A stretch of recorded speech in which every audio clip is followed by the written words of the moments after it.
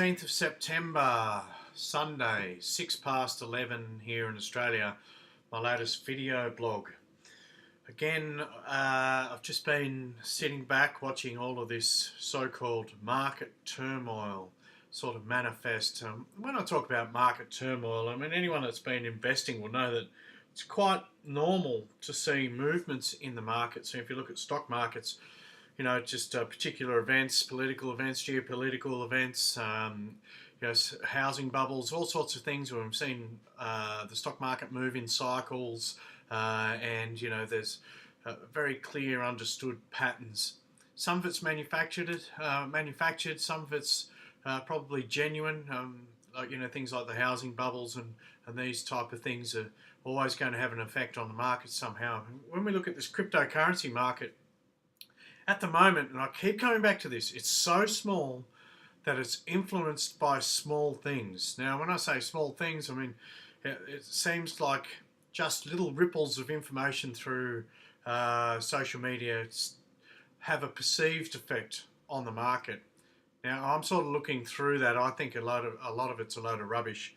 I would go the other way and say, well, I think that some major players have a major market share of the overall total market capitalization.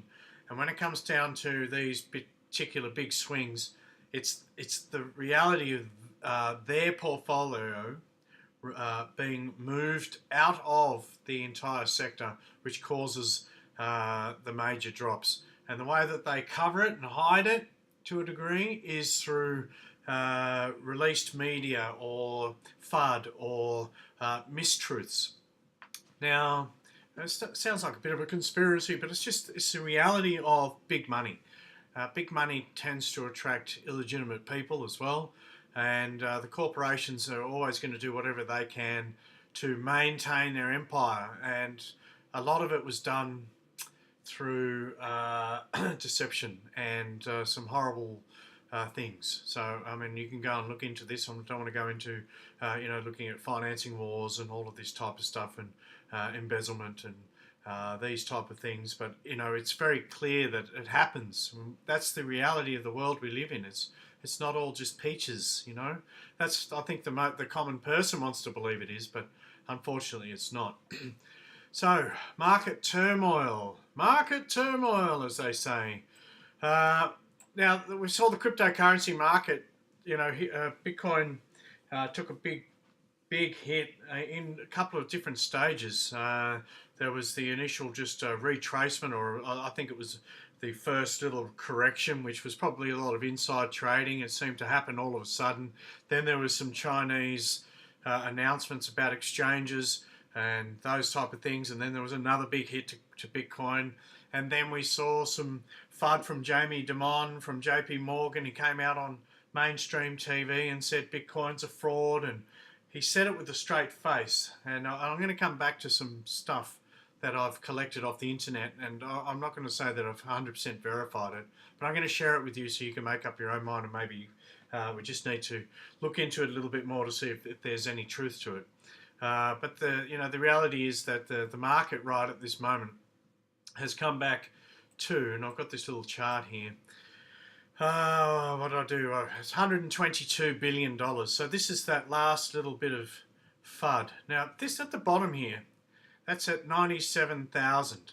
Within half an hour, I watched $10 billion re-enter the market, as if a switch flicked on, and there was a series of different cryptos that the Autobots came on, and they were pumped very aggressively, instantaneously, simultaneously, all at the same time, which is not organic. And that's what we've got to understand.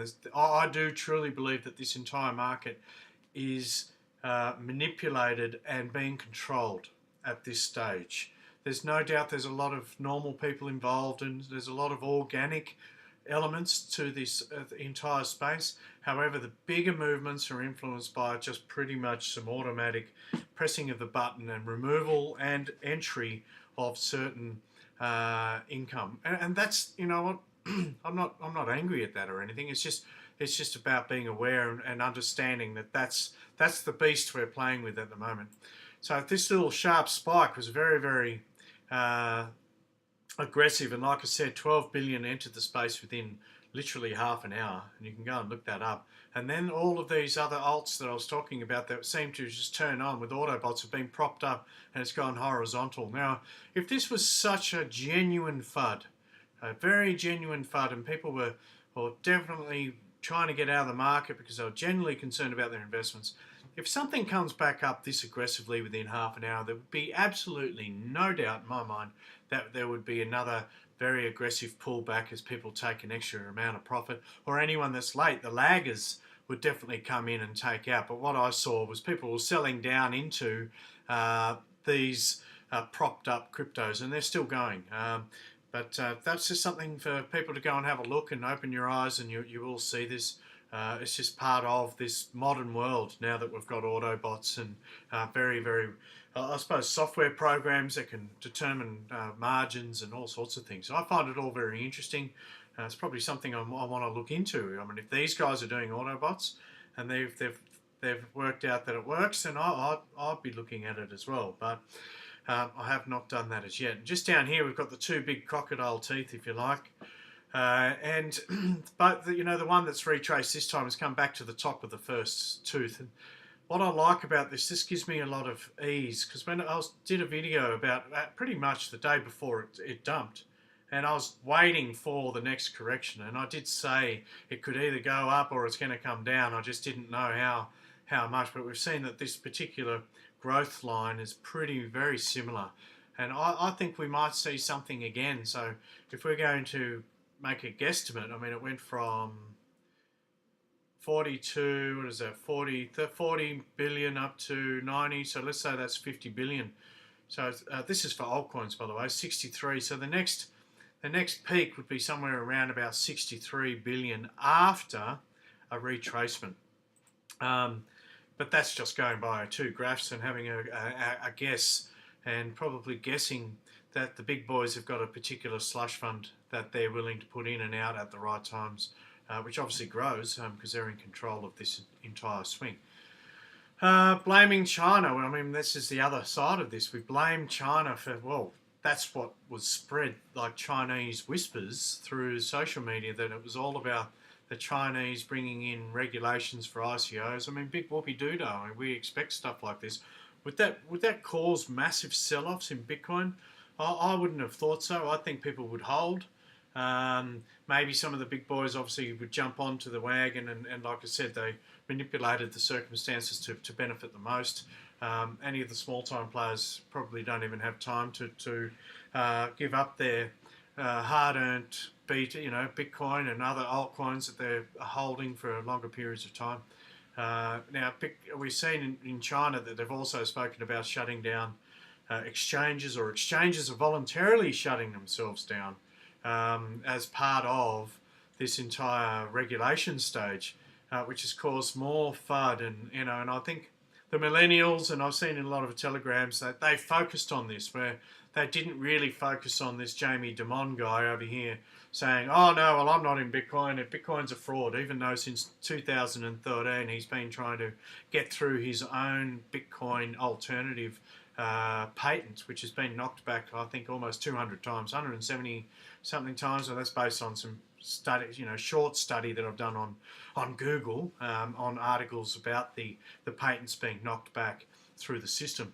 So here he is dismissing Bitcoin, even though he's invested in Bitcoin, and he's obviously trying to get alternatives to Bitcoin. So this guy's just probably just a liar through and through. Yeah, I think you have to be, if you're going to be the CEO of JP Morgan, and JP Morgan pays billions of dollars of fines every year for illegitimate business, and it's disappointing that we have to come to the terms with the reality that we've got these types of people. This is one. These guys have a whole team of them, and they sit around a table thinking that this is the way life should be. It's just, I think that's the downer in this world. But, we've just got to deal with it and do what we need to do to look for better solutions. And I think it's to remove the authority from these people. Anyway, rumours or facts? So there's more rumours about Chinese, blocking major Bitcoin exchanges. I think it's more FUD. You know, and it sounds like a money grab. That's probably what I'm getting at. There could be some collusion here where they get together and go, well, how about we do this, this, and this, create some FUD. We're going to pull our money out at the same time because they've already got their money invested. We'll crash the markets to a particular point. Everyone's in on it. Then they bought back in. All the boys, their little cartel, bought back in at the right time. They're the ones inflating this entire market over periods of time, and it goes in waves. They don't want it to be too fast. I mean, this is part of their design. In 2018, they want cryptocurrencies and blockchain to be part of their ongoing solution to crack down on security and make sure that they can... there's so many negatives to blockchain. And I think I could do a whole video on that. There's a lot of positives as well, and that's what we've got to keep focusing on, is decentralization. Do not give authority to these corporates and to government and to these. It's just a fallacy. It's a legal fiction that they even exist. It's just all in our heads. What we've got to do is look after our own empire and our own communities and work together to make sure that it doesn't fall to the dark side. So can any government ban Bitcoin? Sure they can. They can, you know, do whatever they need to do, legislation, but legislation's not legally binding unless you sign it. That's what I've always said. If there's no contract with your signature on the bottom, whether it's a constitution or a contract with your, you know, power company or the kid who owns, you know, mows the lawn, there's got to be a contract. If there's no contract, it doesn't exist. And that's the way the legal system works. It has to have your signature on the bottom for it to stand up, unless you assume that it has authority. And that's the big thing here, is that you know, governments are there. They're there by force. They're there by us believing in them and voting them in. And I don't believe that they're going to vote out Bitcoin because it's all part of a major plan to lock down on information, and that's what this is about. It's information security and information control, and I think that's what I can see in the future. So yeah, Bitcoin's here to stay, or variations, or blockchain is anyway. You know, this is an evolving space. It'll be interesting to see what actually happens. I did get an email about doing some ICOs. I haven't done one for a while, and I think some of my subscribers would be going, oh, well, you're going to do some? The thing is that there was a little bit of bad negative energy towards ICOs, and I sort of felt that as well. I was researching, and I've always said that I'd only share with you ICOs that I'm probably going to invest in myself, or I actually think the concept's worthy. And I've done that so far. Now the next one is I had an email. I had 3 emails actually from the same guy, which I appreciate, and that's great. It's about PayPal. I'm going to do it. I will have a look at it, and I've just opened up some information on it. And I want to, before I go and do some sort of video, I need to know what I'm doing a video on. So I'm going to go and read it, look into it a little bit more, look into some of these ICOs and get an understanding. And I've already watched the little intro video and things like this. And you know, if you're interested in these type of platforms, and I can see there's some benefits to it. However, it also looks like it's really restricting things like privacy, and there are some things that I want to discuss. So PayPal is on my radar, and out of just respect and maybe just out of courtesy, because one of my viewers wants me to do a particular ICO video on this one, what I'll do is I'll do that in my next video. I did let a couple slide. There was Black Moon and a couple of others. I did a little personal research on it, and I just went, I don't want to talk about this. I don't want to share it. Like I said, I don't want to just do videos on a whim, and I think that's reasonable. What else have I got? Pretty much it. Going into coin. No. I've got over here. Right. This has got to do with JP Morgan. Now, I'm not going to verify that this is 100% accurate or true. You know, anything can be done on the internet, but this has got to do with, let's see if I can expand this. We'll go the other way. Wrong one. Right, bring this all the way over. So I just put this into a Word document. Now this got to do with on the day that Bitcoin hit its bottom just a few days ago, and this is straight after, 24 hours before the JP Morgan boss saying that Bitcoin's a fraud, don't get into it. He's going to sack any one of his brokers who are going, who is pushing Bitcoin or cryptocurrencies. It's a no-go. And then there was some information put out on the internet that all the bankers are actually involved, and JP Morgan's not the only one. There's Barclays, there's Swedbank, there's all these different banks. What have I got? Stuff like Barclays, Morgan Stanley, and a couple of others have been buying Bitcoin on the big dips. So there's no doubt that there could be typical, abuse of power in regards to FUD. And I'd like someone to verify these images, and anyone that's been in the telegrams would know. I don't know what platform these came off. But Bitcoin is a fraud that will blow up, says JP Morgan boss. But look at who bought from the bottom. JP Morgan was one of the biggest buyers. That's what this little circle here was. And Barclays and Swedbank, and I think the other one was Nordent Bank, were the biggest buyers of Bitcoin in that particular period of time, or have been in the last couple of years. So, but that just shows you, the bankers are in on it. And they want this to be slow and steady so it doesn't ruin their financial forecast for themselves. That's it. They don't care about anyone else. This is all about them getting out of the shit. We've got the biggest debt in the world. Biggest debt in the world was probably just a biggest bubble of derivative housing bubble debt that you can ever imagine that's going to pop at some stage, and they're going to try to find a way to transition. I don't know if they'll do it successfully with Bitcoin. I think that's their plan, or the cryptocurrencies as a whole, because you've got to remember that we've created a lot of these tokens out of nothing. So there's going to be a massive swing of wealth, and if they've got major holdings in a lot of these cryptocurrencies, and they're the ones supporting and floating them and building them up and pushing them up, that's how they're going to make their money, and then they're going to float it to the masses and take all their money, and it's going to get them out of the shit to a degree. But we'll see. I'm not sure what's going to happen in the next 24 months, but it's bound to happen. This is another little thing I got out of the Telegram group.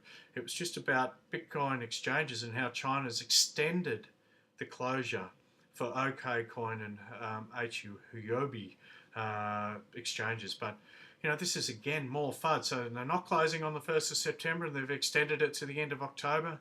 And what this basically says is they wouldn't be surprised if at the end of October they've got the regulations and they're going, well, you're not closing at all now. So we've had all of this, FUD, and I'm sure there would have been a lot of panic selling, and people made losses and did some silly emotional things. What I think you've got to do is you've got to keep your level head. Don't believe a lot of what you read or anything on the internet. Maybe some of the big movements down. I think you need to understand that it's by these big boys. These big boys move their money out. We're talking $20 billion. If you move $20 billion out of the cryptocurrency space while it's so small, it's going to cause a major collapse. And what you've got to remember, the way they move $20 billion is over an extended period of days. It takes a couple of days to get the money out. There's no doubt they will take a couple of big money grabs, and that's where you see quite an aggressive pullback. But the real scenario is that they can't just pull it all out at once. It doesn't work like that, because they're relying on asks and big bids to actually be able to obtain the money, and the money's got to be there for them to take as well. That's the whole point of it. So that's all I wanted to share with you. Is just keep your head on. Don't believe everything you read on the internet. I think there's going to be a lot of fudding. There'll be a few more dramas, I think, leading into October. We've got hard forks, and this China thing's not over yet. If anything, the great purpose of all of this is that they're doing it to crush the prices, which means that you've got to get you some money together and buy on these big dips. And I'd say we've probably got 2 or 3 left. Once it hits, when we get to 2020, I really believe that cryptocurrencies are going to run away from these great, amazing opportunities that we've got now. So you've got to find a way to get into the market. That's why we don't see Bitcoin and all these other cryptocurrencies on the mainstream yet. It's just because they don't want it. They don't want it to be mainstream. They're not ready. And that's why they're going to push, they're going to float, they're going to take their money, dump it and repeat. It's a rinse and repeat type of scenario, and that's why we got these particular shark teeth that I keep talking about. I'm going to get rid of that, especially in this one here.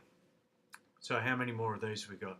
Big push, sell off, etc., etc. And that's an expanded view of just the altcoins. And if I did that with Bitcoin, Bitcoin's got its own ecosystem. Just let it load. But again, have a look. Very, very similar. Okay, that's the entire global. Sorry, that's the entire global market. So you can see that they run together, and there's no doubt that we're going to see another big shark tooth. How far it's going to go, how hard is it going to retrace, and how many more are we going to see before it starts to flatten out, or we see a mass adoption stage, which will be the biggest shark tooth you've ever seen in history. So that's all I got. I'm going to leave that with you, and have a great day. I will do another couple of videos soon on my ramblings, and yeah, appreciate everyone's support. Let me know what you think in the comments, and on Steem at Smashing Jago, and tune in to my next video. Thanks, guys.